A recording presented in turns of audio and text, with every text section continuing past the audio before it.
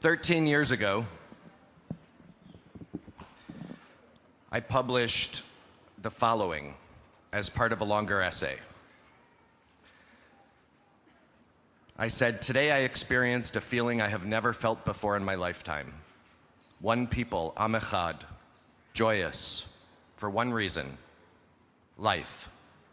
One precious life.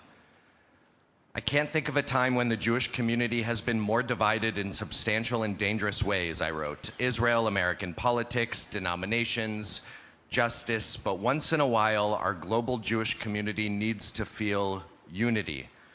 Not from fear, not from anger, but from a place of love and exaltation. And in order to carry in our vision, in our hearts, a vision of a united people, supportive, open, inclusive, not myopic, we need to harness these powerful moments. I closed my essay with Kol Yisrael, Aravim Zeh ba-Zeh. All Jews are inextricably bound together. I will never forget how I felt when one single Jew came home from captivity, when his frail body emerged into the light.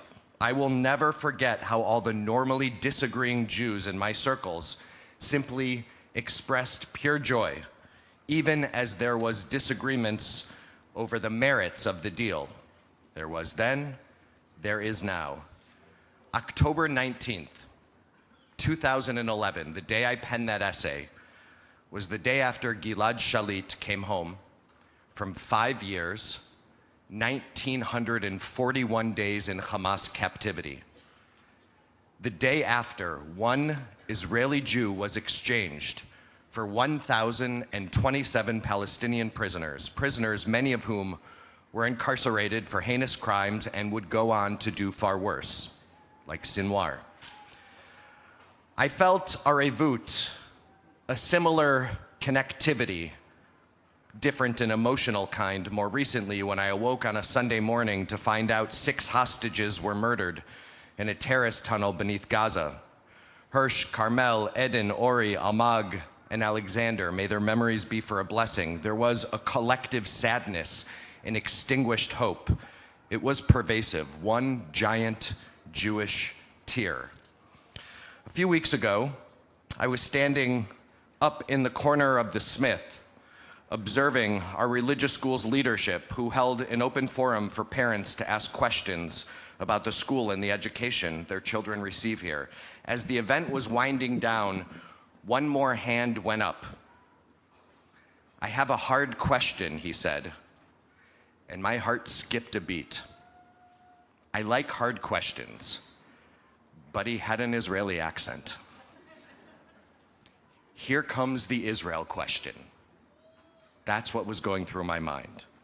In our shul, our Israeli population is as diverse politically as it is in Israel itself. We've got citizens and expats who are protesting every Sunday morning outside the Israeli ambassador's private home for a ceasefire and an immediate hostage deal. And we have other Israelis in our congregation who think that just fuels the haters, makes it worse, and increases an existential threat to Israel. So I took a deep breath, and then he asked, this morning our 5-year-old asked us a question and we didn't know how to answer. Ima, Abba, what does it mean to be Jewish? How should he respond, he needed to know. And I was like, oh, thank God. It's just a question about Jewish identity in 21st century diaspora. Rabbi Solomon gave a beautiful answer. I could not help myself but to have a go at the microphone. Lots of words came out. It's my job. My job is to speak about Jewish identity. As I was writing these words, 4 young teenagers walked into my office at Addis. They did not knock. One of them wanted my credit card. I know him from such episodes as Make Your Bed. They are each of them pretty engaged Jewishly. They're active at Addis. They're intermittent minyan goers. They are proud of their Judaism. So I asked them when they walked in, what does being Jewish mean to you? I could honestly feel the positive energy bubble over as they all said some version of to be part of a community, to be connected to a community and God and shared history. And I followed up, okay, what's particular about being Jewish? To have responsibility to keep up traditions, one said. I said, yes, I love that. Like I pledge allegiance to the flag or having turkey at a Thanksgiving dinner. And they understood my challenge. Be more particular. That's harder, was offered. One of them said to me, bruh, come on. I am not your bruh. I'm your dad. Dude. Welcome to the 90s.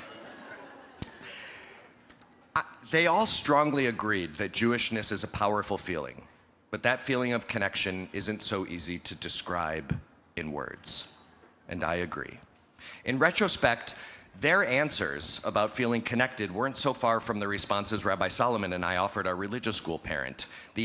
My instinct is to talk about being an extended family spread across the world, across many generations, from Sinai to Silver Spring, living vastly different lives, experience Judaism in ways the others can't imagine or couldn't have imagined, but still feeling a sense somehow of, they are of me and I am of them.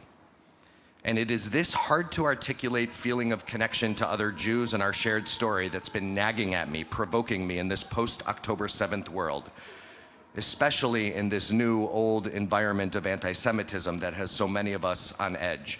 In a 2006 study, less than half the American Jewish adults under the age of 35 agreed to the statement, I have a strong sense of belonging to the Jewish people.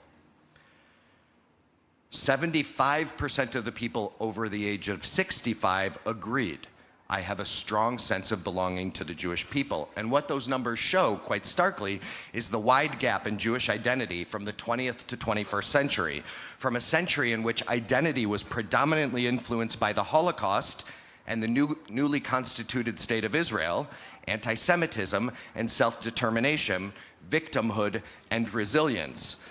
The long-form studies of this past year have yet to be written, but in the quick post-October 7th studies that have emerged, many more who identify as Jewish, young and old, once again or for the first time, feel ourselves as active participants in a shared story, belonging in some meaningful, if also complicated way, to the epic story that is us. And the fact that the feeling grows in the conditions that resemble 20th century Jewish identity, anti-Semitism in Israel, is hardly surprising because we are vulnerable here and there.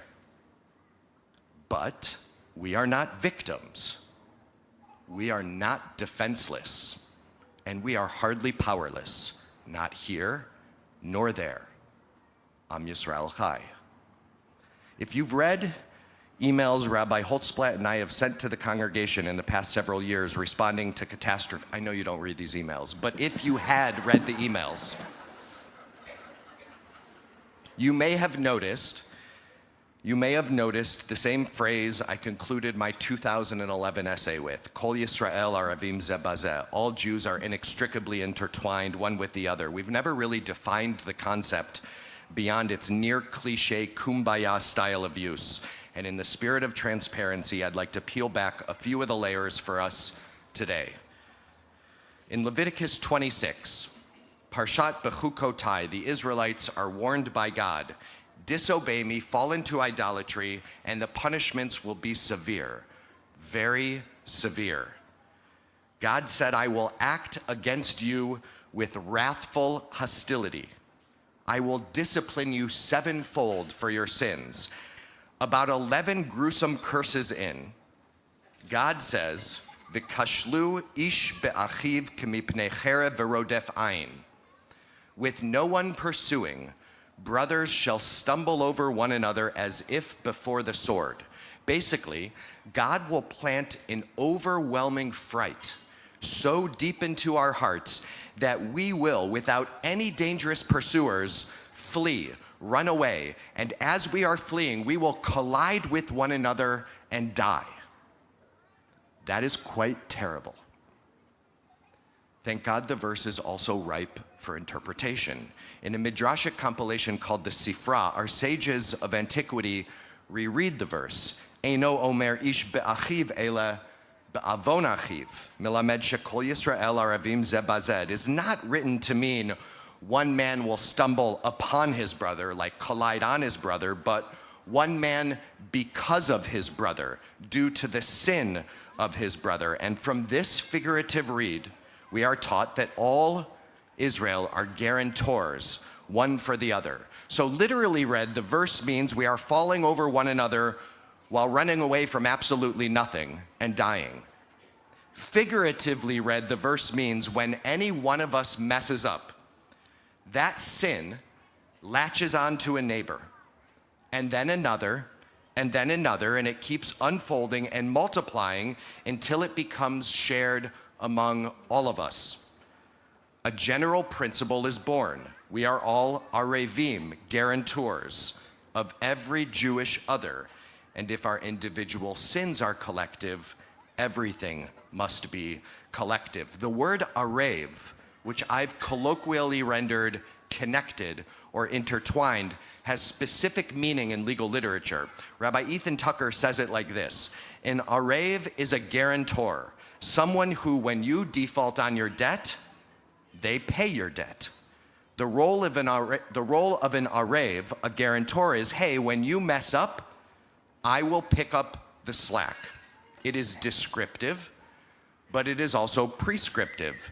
It is meant to assure that none of us are totally on our own, which also means it's aspirational, as too many of us remain internally marginalized. The second place in rabbinic literature where this principle appears, implicitly at least, is very much in the weeds of Jewish law. So I love it. As a matter of general principle, one Jew can perform a mitzvah, a commandment, on behalf of another Jew in their presence.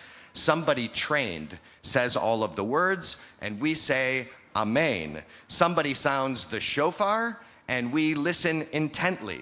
It's probably better for each of us to do the mitzvah or say the blessings ourselves, but the system itself acknowledges that the ideal is not often real.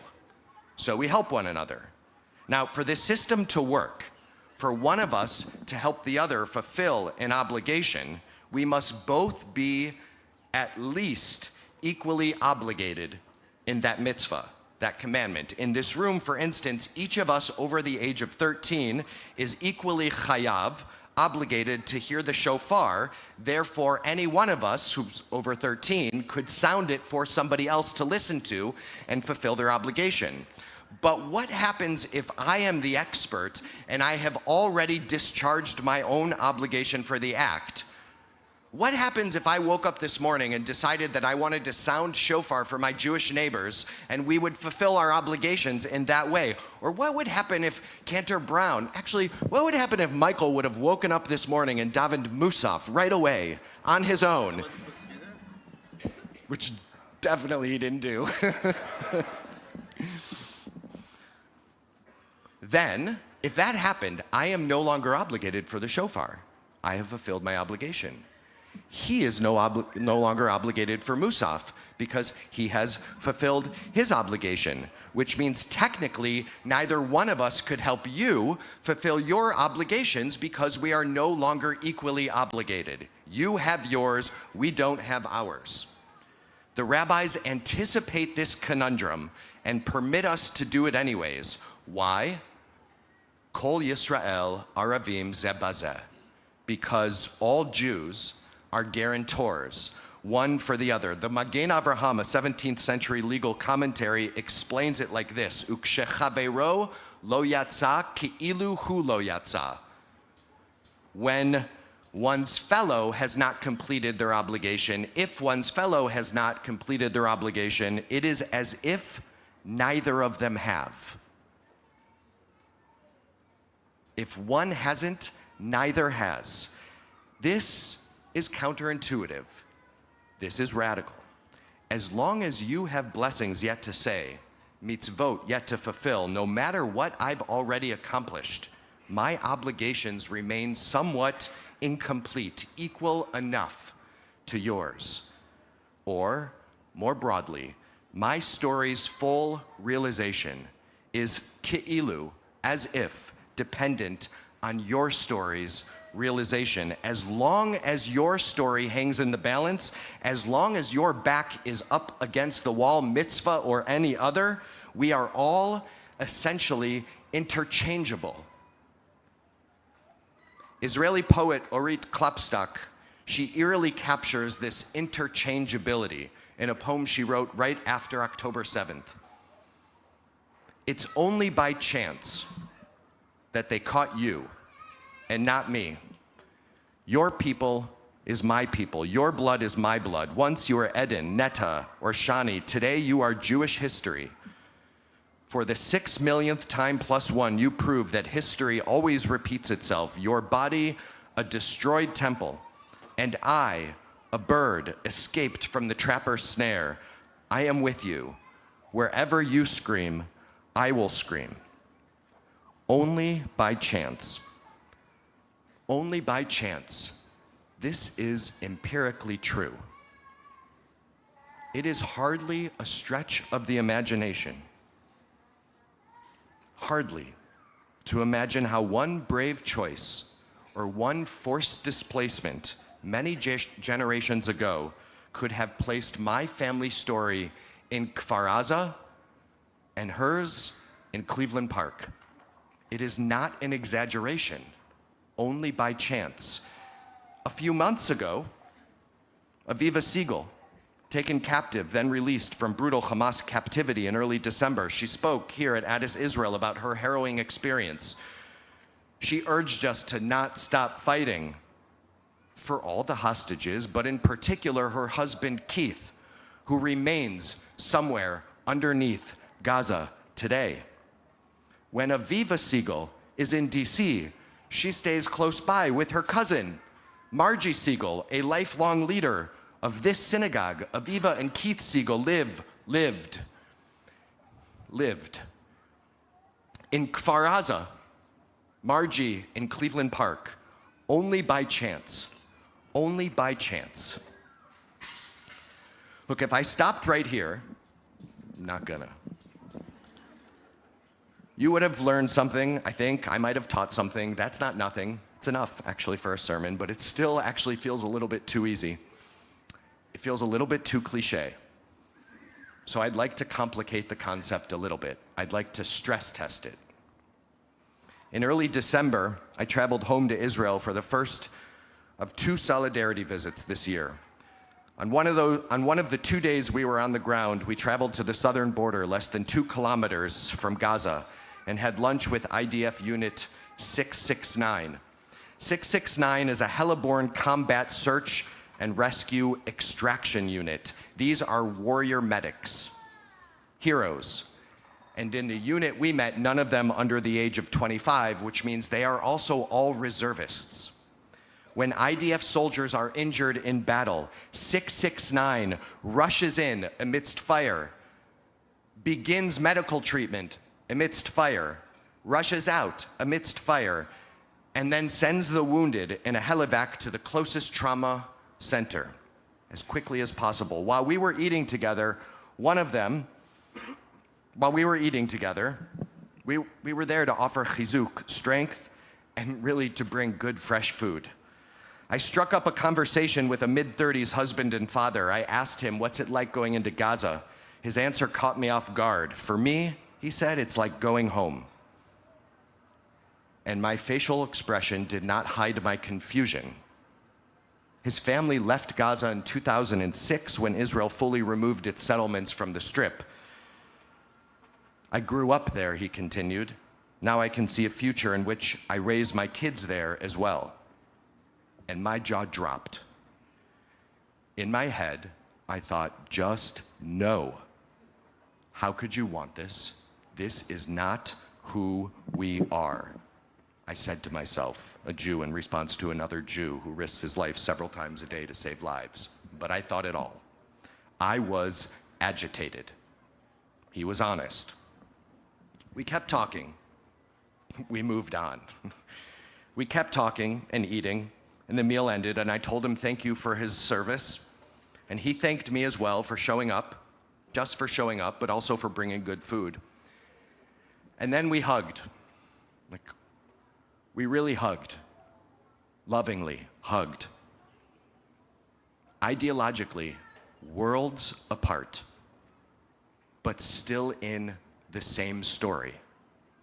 Generations ago, one brave choice, one forced displacement, and he could have been me, and I could have been him, only by chance. Only by chance. Look, does that obligate me to help him realize his dream? No. In fact, I may actively oppose it. More than may, likely will, if it comes to it. But I believe it does obligate me to understand his story, to not deem him other or outside of my family. It obligates me to not abandon his humanity. It's true that after October 7th, many more of us feel connected. Our kids more intuitively feel this, though some of them and some of us more easily connect to the people and parts of our story that challenge the current status quo. It's all here, all of it. But when the dust settles, when God willing these wars end, when our hostages are home, please God, what will be of our people? Should we return to some kind of golden age and the anti-Semites are forced back into the holes from which they have too effortlessly emerged? Who will we be 15 years from now? Outside of wartime, will our children still instinctively describe their Jewish identities with peoplehood near the center? And so with the Torah of Arvut in our hearts, we might ask ourselves, in what way can I express my guarantorship from a fellow Jew who is ideologically miles away from me? And that means personally, I must ask myself, in what way do I understand my story as part of the Jews' story who would vote to rescind the rights my nieces have over their bodies? Is my story connected to the ultra-Orthodox Jew in New York who is violently attacked for the outward appearance of Frumkeit, even though our Jewish religions are almost unrecognizable one to the other, and he likely thinks my version is apostasy? Or how about the illegal outpost settler in the West Bank who is tormenting Palestinian farmers? I believe that that is an existential threat to our beloved homeland, different in kind from Iranian proxies. In what way does our Arevut, our connectedness, manifest?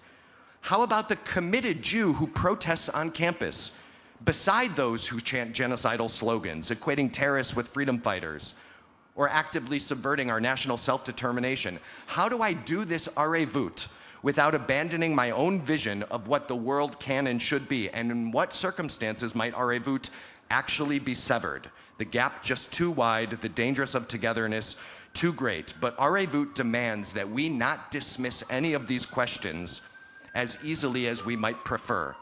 The vexing dilemma of Jewish peoplehood,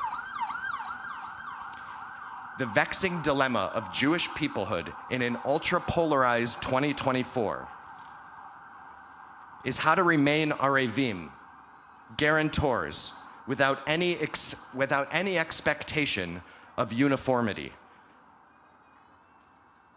To do so, we will likely have to transcend societal dividing lines of responsibility and relationship that have become quite typical.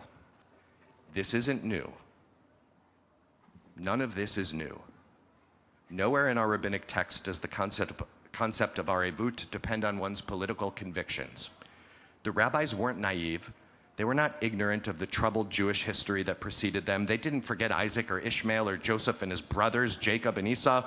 They didn't ignore the golden calf idolaters. They didn't ignore Korach's rebellion or the scouts' faithlessness.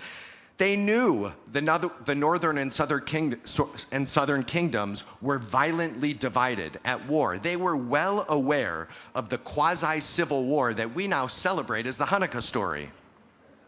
Separate sermon. They lived the infighting and power struggles that contributed to the destruction of the Second Temple, division amongst Jews is a feature, not a bug, always has been.